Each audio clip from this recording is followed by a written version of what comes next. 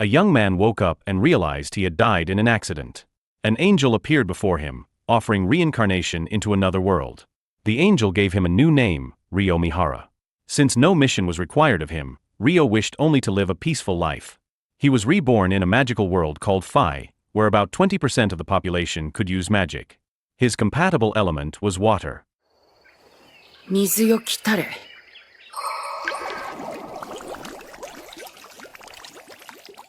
Michael the angel placed him in a forest called Rondo and gave him a small house with food supplies for 2 months. The house was also guarded by a magical barrier to keep monsters away.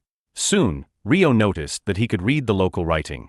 Although the script felt unfamiliar, he tried releasing water from his hand by picturing a ball of water. The result worked, but his control was unstable. And so began the journey of one who would be known as the water magician. When he attempted to make hot water for bathing, he failed. He turned to firewood, but even after repeated tries, he could not light a flame. Exhausted, he tried a different idea. He imagined compressing water, removing heat, and linking oxygen and hydrogen molecules. Slowly, the water froze into an unmelting glass of ice. Sunlight reflected off its surface, focusing enough heat to ignite the wood. At last, he managed to start a fire and enjoy a warm bath. Afterward, Ryo thought about food preservation. Hunting would be necessary, so he decided to train his magic. At first, his water attacks were too weak to damage a target. He then narrowed the stream and pictured a thin, high-speed jet of water. His first attempt failed, but he kept practicing until his control improved. ウォータージェット。明確なイメージを描く。そして経験を積んでいく。少しは形になってきましたね。That night, he reversed the freezing process and heated water again, allowing himself another bath. The next day, Ryo continued training. He drew water vapor from the air and froze it, testing different forms of water magic. Yet he practiced so long that he forgot to prepare fire before sunset. 意識飛びそう。As a result, the night felt colder than usual. In the following days, Ryo continued training until he became skilled enough to hunt and defend himself in the forest. He searched for magnesium stones to start fires and gathered herbs to prepare antidotes. One day, a wild boar suddenly charged at him. Ryo froze in fear, remembering his previous death by vehicle. The boar's strength was overwhelming, capable of toppling trees. For a moment, he thought he would die again.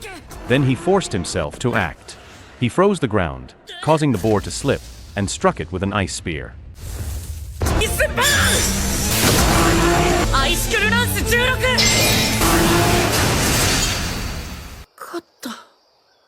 After surviving, Ryo returned home and studied the beginner's monster compendium. He was surprised to learn that wild boars were considered among the weakest monsters. The real threats were dragons and demons, not fallen angels. Soon after, Ryo went hunting again but was attacked by an assassin hawk, a giant bird with wind magic. Its claws and beak were as sharp as blades, and its speed was unmatched. Ryo fought back with ice attacks, but the hawk dodged easily and countered with wind slashes. In desperation, he raised a mound of ice. The bird collided with it, injuring its eyes, and finally retreated.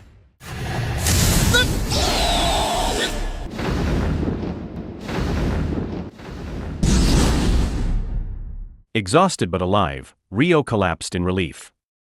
By nightfall, he realized he had been driven deeper into the forest while fleeing the hawk. There, he encountered a terrifying figure, a headless horseman. In the days that followed, life grew steadier. Ryo became more confident in hunting and cooking.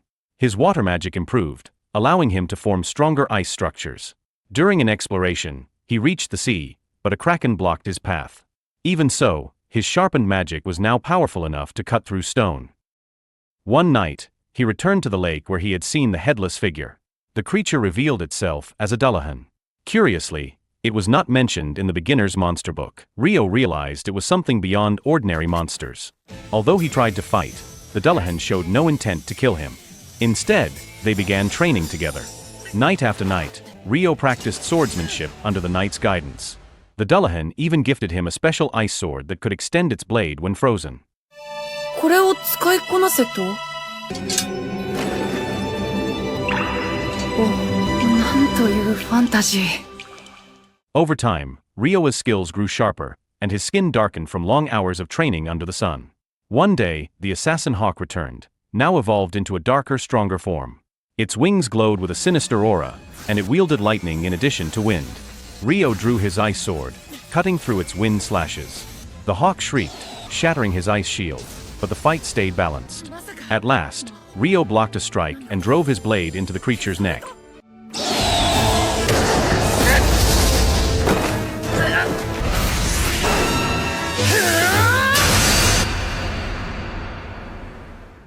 Breathing heavily, he gave it a final salute.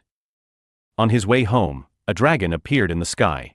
Ryo braced for death, but the dragon did not attack. Instead, it spoke, asking about the hawk's evolved form. Ryo apologized for killing its subordinate, but the dragon praised his strength. It also recognized his sword as the Fairy King's sword, a gift from the Dullahan. They spoke until sunset. Before leaving to join its kin, the dragon introduced itself as Lewin. Meanwhile, in another place, the angel Michael recorded notes about Ryo. As he wrote, he suddenly remembered an ability he had forgotten to mention: eternal youth, a blessing that would keep Ryo's body from aging. The next day, Ryo craved pickled seafood and walked to the beach. There he found a wrecked boat, smashed apart by the waves. A corpse lay nearby, already lifeless. Then he heard a faint groan. Relieved, he rushed over and discovered a single survivor. The night before, a violent storm had struck the sea. Towering waves mixed with heavy rain had drawn out a kraken, which destroyed the ship. The survivor, a red-haired young man, later awoke in Ryo's small home. When he stepped outside to look around, he immediately encountered Ryo. The young man was confused because he could not sense Ryo's presence. He also noticed Ryo's worn-out clothes and felt pity. Choosing his words carefully, he introduced himself as Abel and thanked Ryo for saving him. Ryo apologized in return, saying he had been unable to save the other passengers. Abel's stomach growled, breaking the moment. Ryo quickly offered him food. As they ate, Abel asked about Ryo's clothing. Ryo explained that the forest had no fabric or thread, so he had to wear whatever he could make. Abel suggested buying clothes, but then realized Ryo likely had no money since he lived so far from any city. Ryo confirmed that he lived alone in the forest and survived by hunting. Abel asked if he hunted with a knife, but Ryo told him he used water magic. This surprised Abel, since nearly half the central province's people were now mages. By contrast, Abel admitted he was an ordinary human without magic. He then asked Ryo to walk with him back to the shore. Along the way, Abel asked about Ryo's staff. Ryo looked confused, since he had never owned one. Abel regretted asking, thinking Ryo might be too poor to afford one. Wanting to make up for it, he declared that he would protect Ryo from now on. When they reached the shore, the corpse from the day before was gone. Abel grew silent, then expressed gratitude to Ryo for saving his life. Without him, Abel said, he would have shared the same fate. He then asked Ryo to speak more casually, like a friend. After searching the beach for a while, Abel found nothing of what he had hoped for. He changed his plan, asking Ryo to accompany him north to a city where he wished to reunite with old friends. Ryo thought carefully, then agreed on the condition that he be allowed time to prepare. They would leave the next day. That night, Ryo returned to the lake to say farewell to the Dullahan. He thanked him for all the guidance and training, then asked for one last duel as a parting gesture. Although Ryo managed to push the Dullahan back, he still lacked the stamina and strength to defeat him. When the duel ended, the Dullahan walked to the center of the lake. A whirlpool rose, and from it emerged a set of wizard's robes, a sign that Ryo was now recognized as a worthy human. Ryo accepted the gift with respect, thanked the Dullahan once more, and then parted ways. The next day, Ryo and Abel set out on their journey. As they crossed the forest, a fierce wild boar blocked their path. Abel told Ryo to step back and watch, insisting he would handle it himself.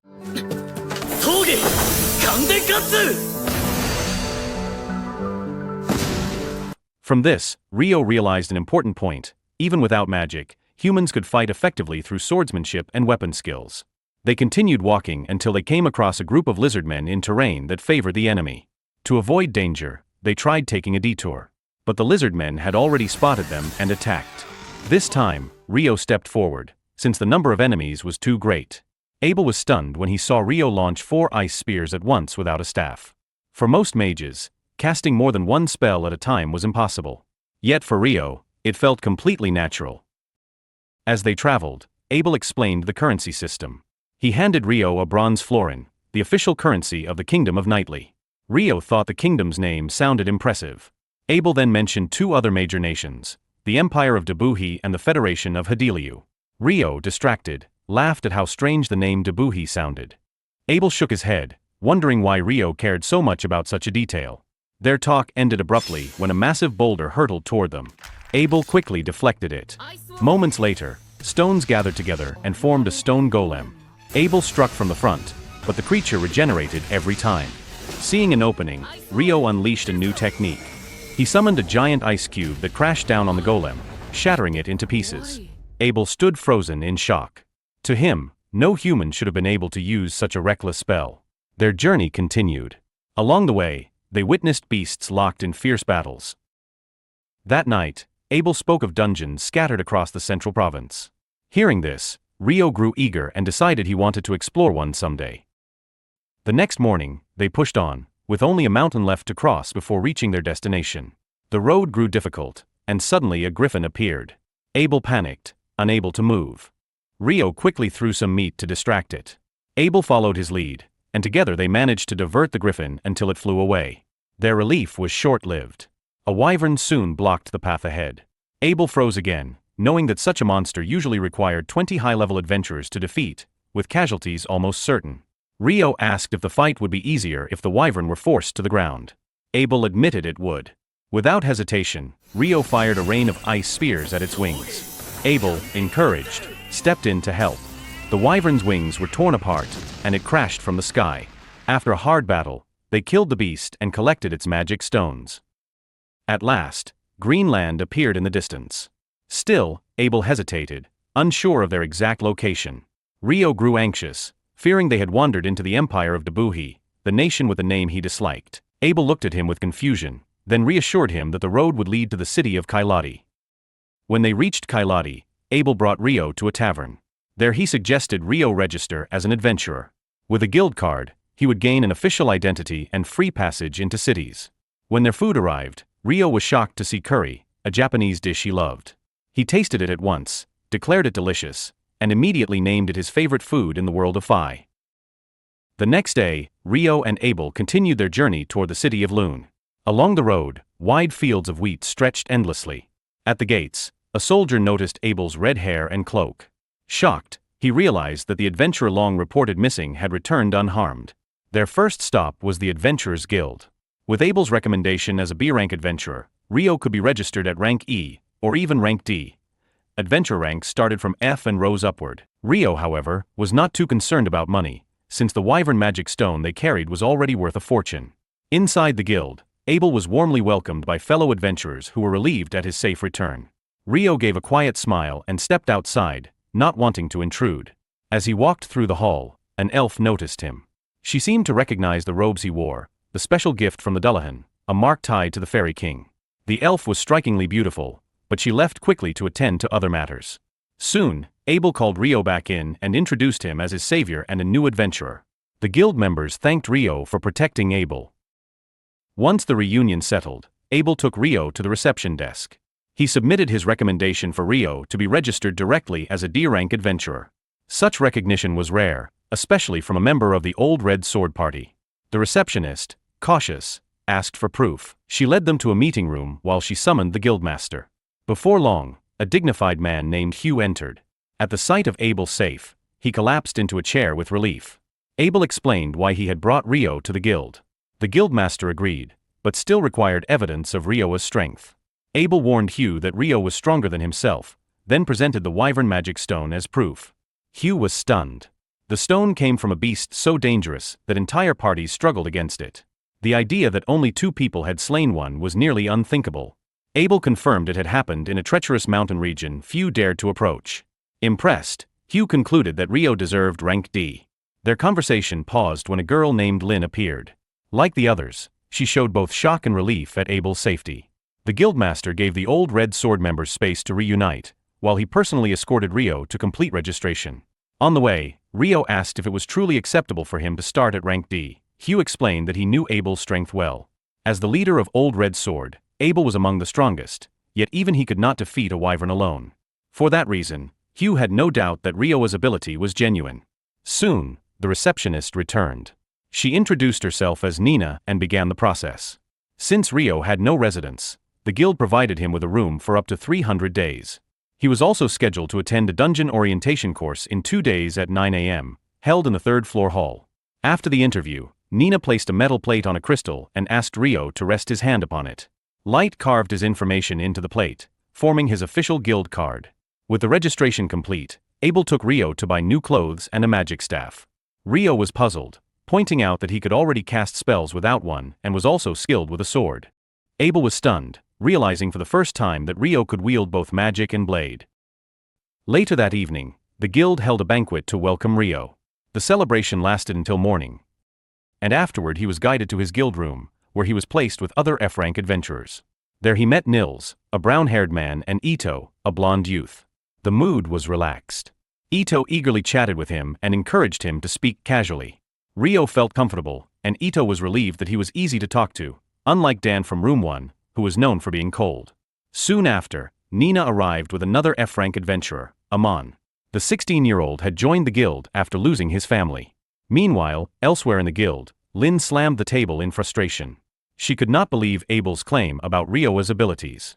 Ordinary people could not unleash long-range magic, let alone create multiple ice constructs without exhausting their mana. Abel stood firm, repeating only what he had seen. Rihaya added that the only mage she had ever heard of with such overwhelming power was the Inferno Mage, whose flames could burn thousands of Imperial soldiers with a single chant, destroy entire wyvern packs, and even wipe out a city with one roar. If Abel's words were true, Ryo had already surpassed logic. The group agreed they did not want him as an enemy. Even so, Lin worried that one day he might side with the Empire. Abel dismissed her concern, saying Ryo would never join Dabuhi simply because he thought the name sounded ridiculous. The others were left puzzled, and even Abel himself seemed confused by what he had said. 8 days passed after the Dungeon Basics course. That afternoon, the new adventurers were scheduled to explore the first floor of the dungeon. Ryo reminded Amon not to be too nervous, or he would wear himself out. During the Q&A session, Ryo asked if the dungeon had instant travel features. The instructor explained that only the southern province's dungeon had them. Loon's dungeon did not, which was why the city had grown into a central hub. He also warned that every few years monster numbers surged due to the Great Tidal Surge. To prepare, Loon had been built with double walls. Fortunately, another surge was not expected soon. When the exploration began, participants were allowed to move independently as long as they stayed within sight of the entrance. Ryo teamed up with Amon. From a distance, he sensed the aura of dungeon creatures. His plan was simple: disable the monsters with magic, then let Amon deliver the finishing blow. Their first opponent was a giant ant. Ryo pointed out its weak spot at the base of the neck. He immobilized it instantly with an ice spear. Though frightened, Amon stepped forward and struck the final blow. Ryo clapped, praised his courage, and used his knife to extract the magic stone. Their success drew cheers from the rest of Room 15. Ryo and Amon had officially passed the course. Amon planned to continue dungeon dives, and Ryo offered to accompany him down to the third floor. Still, Ryo found it unusual that giant ants appeared on the first floor. At that moment, Abel appeared and explained that the ants had tunneled up from lower levels. His sudden arrival startled the F-rank adventurers. Ryo teased him, saying a veteran adventurer should not spook beginners. Abel replied that he only wanted to give them insight and teased Ryo back, saying he had personality issues. Abel had slipped away from his party, who had just returned from a mission. They were supposed to report to the guild, but he went to meet Ryo instead. In the end, his teammates dragged him back so he would not escape again. The next day, Ryo and Amon entered the dungeon again. This time Amon was braver. Ryo noticed that his sword style resembled Abel's. Amon explained that his teacher, a former adventurer named Karo, had studied at the Hayam Sword School in the capital. He guessed that Ryo also understood swordsmanship, but Ryo admitted his fighting style was original and not tied to any school. The following day, Ryo visited the library to study alchemy. The books that interested him could not be borrowed, so he planned to save money to buy them. Suddenly, the sky darkened under a solar eclipse. Ryo sensed danger, and a blast of fire confirmed it. He barely managed to shield himself in time. In an instant, the world shifted. He was pulled into a strange dimension, face to face with a demon. With no exit, he raised layers of ice walls to block fire blasts. The demon's strength was overwhelming. With a flick of her finger, she compressed the air into a deadly spear aimed at his heart. Only the Dullahan's enchanted robes saved him. The demon recognized the robes. Drawing her sword, she attacked at blinding speed. Ryo fought back with dozens of ice spears, but she floated freely with wind magic. Shocked by his speed, she called him a monster. Rio rejected her words, refusing to accept the logic of someone who killed without reason. His attacks failed to pierce her fire and stone barriers, but one high-pressure water jet cut her cheek. The wound healed instantly. Their swords clashed, sending Rio flying back. As she prepared another fire strike, rain poured down. Steam rose from her skin, forcing her to shield herself with earth magic. She laughed coldly, but admitted her time was up. Before vanishing, she introduced herself as Leonore. She warned that Rio was dangerous for recognizing her and promised to return stronger, with the intent to kill him. When the world returned to normal, Rio found his friends being bullied by a group of students. Without hesitation, he knocked the bullies down until only the leader remained.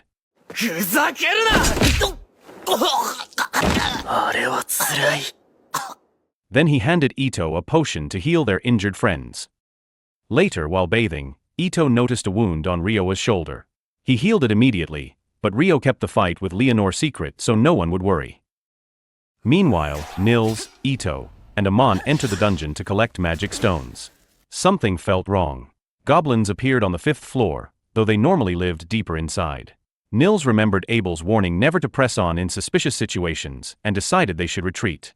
The choice saved them, as a massive goblin soon appeared holding a victim in its grasp. At the same time, Rio trained alone. Determined to fight demons, he searched for faster movement. Without wind magic like Leonore, he tried freezing the ground to slide and propelling himself with compressed water.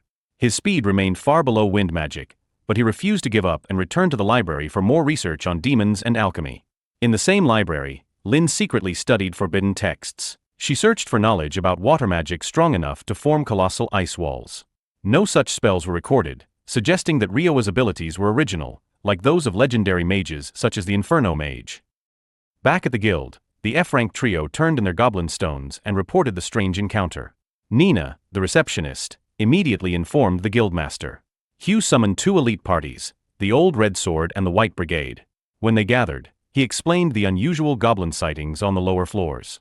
He feared this was the start of a great tidal surge, when monster populations multiplied rapidly.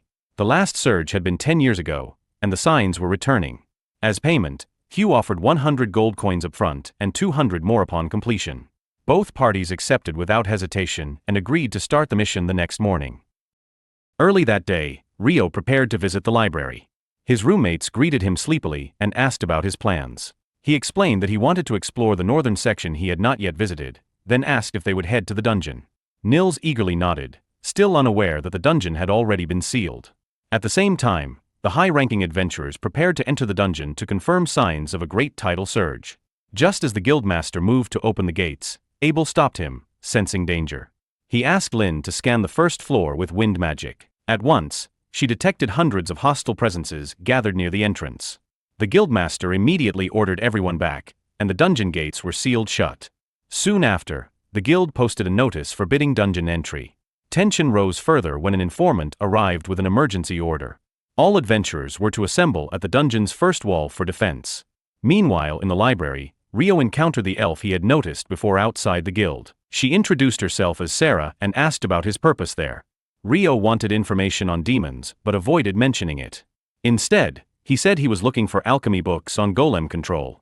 Since she knew the library well, Sarah guided him to the shelves. Along the way, she revealed that she was the only elf in the city. She had left the forest to live as an adventurer and now felt fortunate to meet Rio. At the first wall, the high-ranked adventurers braced for battle. Without warning, the dungeon gates shattered and waves of goblins poured out. Hugh ordered relentless long-range fire. Arrows and flames rained down as reinforcements from the city knights arrived. Yet the goblin numbers were far greater than in previous surges. The battle turned brutal. Abel reminded Lynn to conserve mana. Secretly, he hoped she might unleash a spell as powerful as Rio's. Lynn, frustrated, snapped that such a thing was impossible for her. As the defenders began to run low on arrows, low-rank adventurers rushed in with supplies. Nils brought Abel a message from the guildmaster. Their party would advance to the front once the great goblin appeared. Sure enough, after a long struggle, 3 goblin generals emerged, a clear sign that the Goblin King was present. Abel and Phelps stepped forward to confront the generals, while their comrades held back the horde. Abel pierced his opponent's arm, but suddenly sensed danger near the gate. He shouted for everyone to duck. The Goblin King struck without hesitation, killing his own troops in the process. Thanks to Abel's quick reflexes, the adventurers survived. Abel and Phelps charged at the king. His armor was so hard that even Abel's strikes barely pierced it. With great effort, Abel drove his sword into the king's chest, but the beast still lived.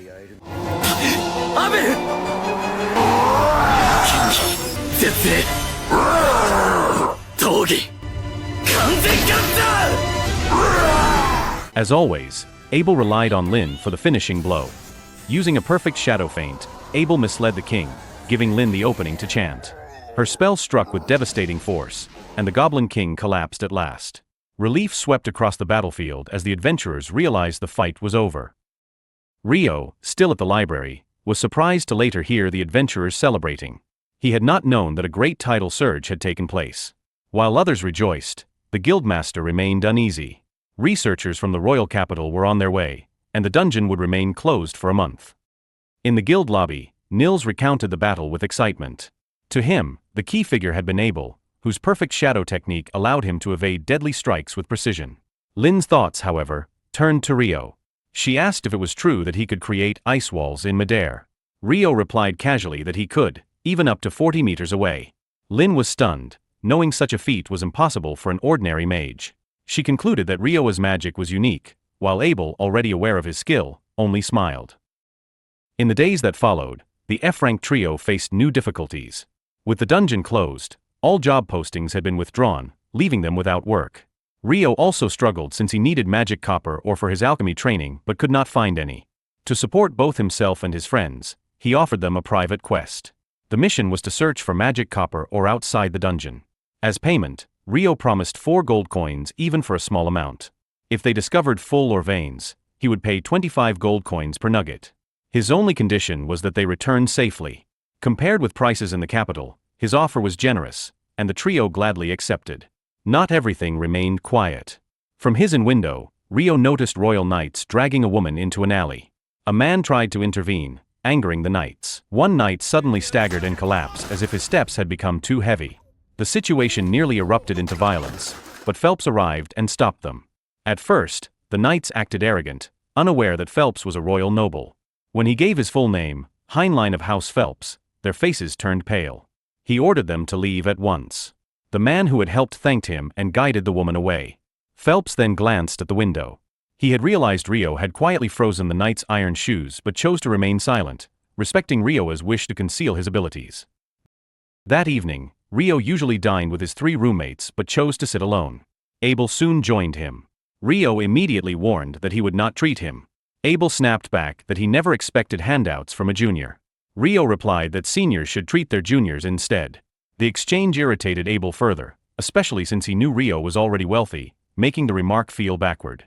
After the brief quarrel, Abel shifted to business. He asked Rio to accompany him to drive out knights causing trouble in the red light district.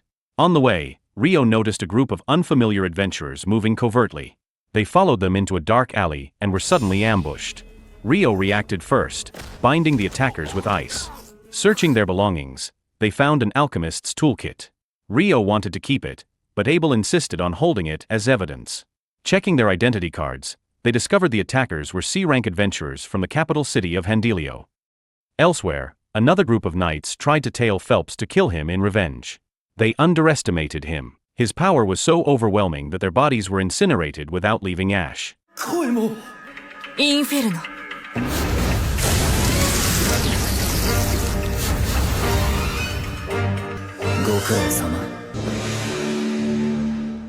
Meanwhile, the guildmaster faced new problems. Researchers from the royal capital had seized the guild's food supplies and pressed to reopen the dungeon. They also demanded protection from the adventurers, which was outside the guild's responsibility. One researcher, Clip, arrogantly claimed authority from the king and ordered the guildmaster to comply. Hugh firmly refused. The research team leader then tried to mediate, suggesting food could be brought from a nearby city. Clip again demanded the dungeon be reopened. Reluctantly, the guildmaster agreed, but only under one condition: if anything happened to the city or its adventurers, the guild would bear no responsibility. Clip was clearly dissatisfied, but Harold, another researcher, sought compromise by planning to hire high-ranking adventurers at a high price. The guildmaster left the choice to the adventurers, warning them to exercise caution in the dungeon so soon after a great tidal surge. The next day, Rio visited a restaurant recommended by members of Abel's party. At the entrance, a little girl accidentally bumped into him. She asked Rio to bring her to the old Red Sword members and handed him a letter from her teacher, a request for protection during an investigation. After reading it, Abel immediately understood the real reason for the dungeon's closure. He recalled that years earlier, a group of A-rank adventurers had entered the dungeon after a surge, and none of them ever returned. Before leaving, Rio took the chance to say his goodbyes. The girl introduced herself as Natalie. Hearing the name, Lin asked if she knew of any magic capable of creating ice walls at long range. Natalie replied that she had never heard of such a spell, then asked if it truly existed. Rihaya explained that the person who had escorted Natalie, Rio, was the one who could perform it. Abel then warned his comrades not to underestimate him. In his view, even if the entire party fought together, they would not be able to match Rio. He even told Natalie that in any future emergency, she should entrust her safety to Rio. 3 days later, the group advanced to the 7th floor of the dungeon. So far, nothing unusual had appeared, but the royal researchers grew restless. Rihaya noted their working theory: surge monsters originated from levels below the 38th floor. Before long, they discovered a strange gate-like portal. Mana gauges were set up to measure it, but before any readings could be taken, the researchers vanished instantly as they stepped through. So the moral of the story is, if you can't light a fire the normal way, just invent ice that makes fire instead.